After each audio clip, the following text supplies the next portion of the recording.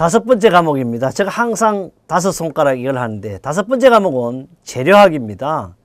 재료학이 우리가 어렵다 그러고 항상 기억을 많이 해야 된다 그럽니다. 그러나 그것도 사실이지만 제가 은행식을 강조하는데 항상 나왔던 문제가 똑같이 나오고 항상 번호도 1번이면 영문의 1번입니다. 그래서 어렵게 생각할 필요 없다.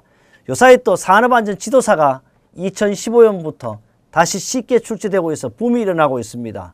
지도사도 그래요. 지도사도 과목이 3개 과목이에요. 여러분이 건설안전기사 합격할 정도면 지도사도 쉽게 합격할 수 있습니다. 이 지도사는 기술사보다 한 단계 위다 아래다는 말할 수 없지만 지금 자격증으로서는 최대 안전 분야의 자격증. 여러분도 한번 도전해 볼 필요성이 있고요. 언제든지 한번 관심 있게 여러분이 기사 딴 후에 결정하는 것도 괜찮은 방법이에요. 또 기사 하시다가요. 건설안전기술사도 좋습니다. 그래요. 다섯 번째 과목 바로 건설 재료학입니다. 첫 번째 문제부터 한번 보죠. 81번이 되겠죠. ALC라는 나와요. ALC는요. 제조시 기포제로 사용되는 것. ALC는 뭐예요? 가볍게 공기 구멍을 만들어 가지고 제품 자체를 어떻게 가볍게 만드는 가지고 ALC 제품이죠. 기포제로 사용되는 것은 뭐냐 그러면 가볍게 하는 건 역시 뭐예요? 유일하게 우리는요. 알루미늄 분말을 사용해요. 왜 알루미늄 분말이 가볍냐? 알루미늄은 우리 재료 중에 비중이 얼마요? 2.7로서 상당히 가볍습니다. 물론 더 가벼운 것은 마그네슘이지만 마그네슘 다음에 뭐요? 알마, 그러니까 마그네슘이 경금속 가장 가벼우니까 알루미늄을 넣어가지고 바로 우리는 가볍게 만드는 것을 가지고 바로 경량 기포 콘크리트 혹은 ALC 이렇게 이야기하고 있습니다. 이거는 2003년부터요. 2008년 수없이 반복됐던 문제입니다. 특히 건축물이 대형화, 고층화, 경량화 지금 롯데 쇼핑몰도 마찬가지. 이럴 때는 반드시 우리는 기포제를 ALC 제품을 사용할 수밖에 없습니다. 82번입니다. 석재예요. 바로 기사에도 똑같이 나왔습니다. 석재에 관한 설명이 틀린 것은 석재는요. 석회하면 석질이 치밀하나 내화성이 부족하죠. 당연하죠. 둘째, 현무하면 석질 치밀하고 토대석, 석축에 쓰입니다.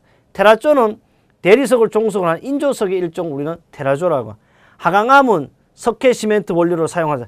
항항암은 너무 단단해가지고 석회 시멘트를 할 수 있는 게 아니고 바로 건축 토목재 구조재 내외행자로 사용된 거지. 특히 항항암은요 거의 버릴 것이 없지만 석회나 시멘트 원료는 사용이 불가능합니다. 83번입니다. 열가수동 수지 나오는데 열가수동 수지와 열경화성 수지의 종류 정도는 반드시 기억합니다. 열가수동 수지는 내마성이 있어 열가수동 수지 중에서면 단단하고 우레탄 고무 도료미 접착제로 사용되는 수지는 근데 우리 접착제 그러면 대표적인 게 뭐예요? 실리콘이라 나오면 이거는 방수제를 말하는 거. 멜라민이라 나오면 어떻게 나무를 접착하는 거죠. 에폭시라 하면 가장 강력한 금속도 붙이고 비행기도 붙이고 접착제요. 바로 우리는 우레탄 고무 도료 접착제로 사용해서 폴리우레탄 수지를 사용한다는 거. 그래서 폴리우레탄 수지에 대한 설명을 해두었습니다. 84번입니다.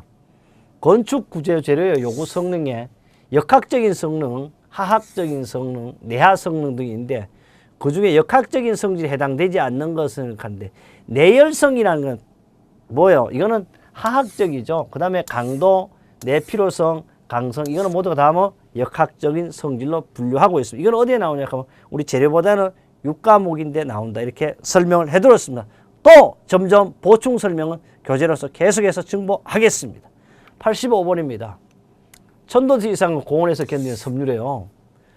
본래 공업용 가일로 내화 단열재로 쓰여요. 저는 이거 하면 벌써 답이 보여야 되거든. 최근에는 내화 피복제로 쓰이는 단열재가 뭐냐 그러면 바로 이거죠. 세라믹이죠. 이건 사실 세라믹은요.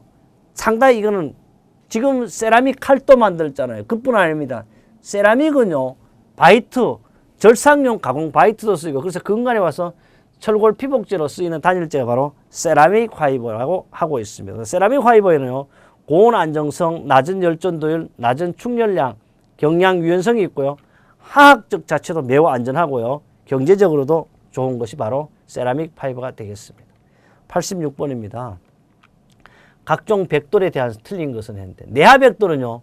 완전히 어떻게 1530도, 1560도 정도로만 내화 점토를 올려 소성한 백돌. 내화 온도는 봐요. 1500에서 SK 26번이 1500 들어가죠. 1500에서 2000도씨의 범위이고요. 다공백돌은요. 점토에 톱밥, 겨, 탄가루 등을 혼합 소성한 것으로 방음과 흡음성을 목적으로 하는 것이 다공백돌입니다. 그 다음에 이형백돌은요. 형상치수가 규격에서 정한 바가 벽돌, 이형벽돌은 말 그대로 형상과 치수와 규격이 틀린 거, 이형, 지 마음대로 생기는 거, 마음대로 생기는 이형이라 그래요. 정한 바 다른 벽돌에서 특수한 구조체, 요만은 잘 나와요. 요거는 산업기사에도 나옵니다. 특수한 구조체로 사용될 목적을 하는 게 이형벽돌이고, 포도벽돌은 오지물을 칠해 소성한 벽돌, 건물의 내외장대로 하는데, 이거는 우리는 뭐야? 포도벽돌은 도로의 표장용 혹은 옥상 포장용에 쓰이는 게 포도벽돌이고, 이거는 붉은 벽돌에 잘 구워진 것을 사용하는 일도에서 전용으로 석기지리를 제조하고요. 원래는 혈압 보통 벽돌 원료보다 내화도 높은 것을 이용하는 게 바로 포도벽돌이 되겠습니다. 87번입니다. 역시 석재예요. 석재에 관한 설명 옳지 않는 것은 대리석은요. 대리석 석회암이 변화되어 결정화된 것 치밀 경구하고 외관이 아름답죠. 그래서 이거는 외관이 아름답지만 유일하게 대리석은 외장재를 쓸 수 없고 내장재로만 쓰이는데 맞죠? 2번 하강암 건축 내용에 많이 쓰이나 대형재가 생산되므로 구조재료도 사용하고 유일하게 하강암은 건축자재로서 버릴 것이 없을 만큼 좋은 게 하강암이죠. 응예석은 다공질 내화도가 높으므로 특수 장식재나 경량, 골재, 내화재에 사용됩니다. 안산암은 크롬 철강으로 흑록색을 치면 석질 화성암으로 건축 장식에 이용된다고 하는데 바로 이 안산암은요. 이런 것을 건축물에 쓰면 오로지 얘는 뭐요? 조각재 같은 걸 사용하는 거죠. 그래서 안산암은 뭐요? 희석 안산암, 각섬 안산암, 석영 안산암이 있는데요. 하강암 다음으로 많이 쓰이는 것이 그 안산암인데 이거는 주로 조직을 가졌으면 치밀한 조직을 가져서 가공용이하고 그래서 조각품의 대표적인 것이 바로 안산암이 되겠습니다. 이것은 내화성이 높고 잔다듬질 정도로 사용하는 것을 원칙으로 합니다. 역시 이것은 우리 3월 8일 날요. 우리 82번 그러니까 앞에 문제도 이 문제가 그대로 출제가 됐었죠. 88번입니다. 점토 제품의 성형에 가장 중요한 게 뭐예요? 점토는 가장 중요한 게 뭐예요? 가소성이죠. 얘는 뭐 말할 필요 없어요. 점토는 가소성을 가장 중요한 거다. 89번입니다. 소석회, 모래, 해초풀, 여물등을 혼합하여 답이 보였어요. 소석회, 모래와 해초풀, 여물등을 혼합하여 바른 미장제도 목재호, 바탕, 여기 뭐예요? 큰이 아니고 콘크리트 블록이죠. 그래서 이거는 오타가 났네. 콘크리트 블록 및 백돌 바탕에 사용되는 거 가지고 우리는 해반죽이죠. 이건 더 할 필요도 없고요. 해반죽은 바로 소석회에다가 모래, 해초풀 넣어가지고 바로 해초풀 넣는 것은 크랙이 발생하지 않는 거죠. 이걸 가지고 우리는 바로 여기에 대한 해반죽을 이야기하고 있습니다. 90번입니다. 알루미늄 시멘트입니다. 알루미늄 시멘트는 가볍고 열전돌이 좋은 거니까 강한 발현 속도가 매우 빠르죠. 당연히. 둘째, 수화작용은 매우 크고요. 메스 콘크리트, 수밀 콘크리트 사용돼. 메스 콘크리트는 중량 콘크리트, 차폐용이 틀렸잖아요. 가벼운 건데 보크사이트와 에일토 쓰니까 석회석 원리를 이용합니다. 그래서 이것은 메스 콘크리트, 수밀 콘크리트 사용할 수 없는 것이 바로 알루미늄 시멘트가 되겠습니다. 91번입니다. 설명했어요. 멜라민 수지 접착제, 이거는 대표적인 게 합판 같은 거 붙이는 거죠. 틀린 것은 내수성이 큽니다. 순백색 또는 투명 백색이고요. 멜라민과 포르말데를 제조되고요. 고무나 유리 접착이 아니고 나무, 그것도 합판 접착에 가장 많이 쓰이는 것이 바로 멜라민 수지. 봐요. 가구의 표면 지장파 내장재로 주로 쓰이는 것이 일종 멜라민 화장품이라고도 합니다. 92번입니다. 목재의 방부제예요. 썩지 않게 하는 거죠. 목재의 방부제에 대한 설명은 틀린 것은 PCP는요. 방부력이 우수하나 사실 자극적인 냄새가 엄청나는 게 PCP죠. 둘째, 크로스드열은 방부성은 우수하나 악취가 나고 역시 외관이 좋지 않아요. 아스팔트는요. 가열용해 목재에 도표하여 방부 미간이 뛰어나 자주 하는, 이거는 목재에 도표하는데 아스팔트를 여러분 생각해봐요. 어떻게 미간이 뛰어나겠어요? 미간이 뛰어나지 자주 사용하지 않아요. 흑색을 착색해 페인트 도장이 안 되는 거 어쩔 수 없이 사용하는 것이 바로 아스팔트입니다. 유성 페인트는 방부 방습 효과가 있고 역시 색깔을 마음대로 낼 수 있는 특징이 있습니다. 93번입니다. 콘크리트 배합 시용 1m 삼성이에요. 입방 메타라고 그러죠. 2000리터의 경우 물 시멘트 비너인데 바로 물 시멘트 비너는요. 바로 다시 말하면 시멘트의 중량분의 물의 중량이에요. 그러니까 우리 WC라고 하죠. 그러니까 시멘트의 중량이 얼마냐 하면 여기서 알아둘게요. 배합 시멘트는 1m 삼성인데 시멘트의 중량은 바로 비중 곱하기 용적을 해야 됩니다. 그럼 시멘트의 비중은 얼마나 통상 3.1을 외워야 되죠. 그 다음에 중량이 1m 삼성이니까 우리가 뭐요? 밀리미터로 치면 1000이 되죠. 그러니까 3150이 되는. 그럼 다 했어. 3150분의 물의 중량이 2000이니까 2000 그대로 하면 곱하기 100%를 하니까 63.49가 된다. 그래서 약 63.5. 쉽게 우리는 이렇게 할 수가 있습니다.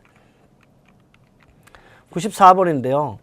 우리는 불론 아스팔트야. 그래서 불론 아스팔트 용조에 녹여 액상을 하고 있어요. 액상은 뭐 알죠? 이제 고체가 액체되면 액상이 되죠. 아스팔트 방수의 바탕 처리제를 바탕 그러면 안 봐도 알아야 돼요. 뭐요? 가장 바탕이 밑바닥에 하는 건 아스팔트 프라이머. 그래서 우리는 아스팔트 프라이머의 특징은 바로 불론 아스팔트를 용조에 녹인 것이 바로 아스팔트 프라이머고 가장 밑바닥에 주로 저층에 칠하는 게 아스팔트 프라이머가 되겠습니다. 95번입니다. 목재요. 목재 일반적 성질에 관해서 틀린 것은 섬유 포화점 이상의 함수 상태는 함수의 증감에 따라 신축을 일으키지 않는다. 그런데 실제 섬유 포화점 이상의 함수 상태는 증감해도 어떻게 신축이 일어나지 않죠. 섬유 포화점 이상의 함수 상태는 봐요. 함수이 증가할수록 강도는 감소한다. 이거는 변화가 없는 거예요. 그래서 섬유 포화점 이하에는 함수나 강도가 크지만은 여기 이상의 함수 상태는 변화가 없어요. 그래서 틀렸어요. 답이. 2번이죠. 그러면 기본 상태란 통상 온도, 습도, 평형상, 목재의 수분 함유 상태를 말하고요. 섬유 방향에 따라 전기 전도에는 당연히 달라질 수밖에 없어요. 그래서 쉽게 우리는 이렇게 답을 찾을 수가 있습니다. 96번입니다. 수직면으로요. 수직, 버티칼이죠. 수직면으로 도장을 할 경우 도장하여서 도장 직후에 도막이 페인트 이렇게 흘러내리는 현상이 발생하니까 거리가 먼 것은 그래요. 첫째, 얇게 도장했어요. 얇게 하면 흘러내릴 게 없잖아. 틀렸어. 답이네. 1번이 벌써. 둘째, 지나치 희석으로 점도가 너무 낮아.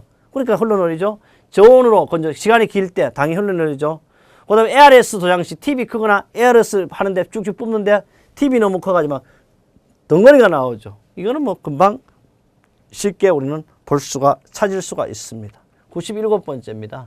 아까도 방사성 차폐성이 높아 병원은 방사선실 주변에 채용되는 거 이게 방사성 차폐성이 높은 유일하게 납이에요. 납은 비중이 얼마냐? 무려 11.34 또는 11.4라 그래요. 이거는 납이죠. 방사선. 콘크리트도 매스 콘크리트를 방사성 차폐용으로 우리는 쓸 수가 있습니다. 98번은 비철금속이에요. 비철금속 대표지 구리나 아연 같은 걸 비철금속이라고 하죠. 비철금속에 대해서는 옳은 것이 맞는 것입니다. 동은요, 구리는 맑은 물에는 침식되지 않아요. 해수에는 침식. 그래서 구리라는 것은요, 동은 이런 공기 중에는 괜찮아. 산이나 알칼리에 침식돼. 맞아요. 다른 거 뭐 볼 필요 없지. 동의 비중은 8.9예요. 열미점 공업력은 가장 크고요. 연성전성이 우수하고 이산화탄소가 염기성 탄산동이 발생합니다. 암모니아 알칼리에 약하고 염산에는 강합니다.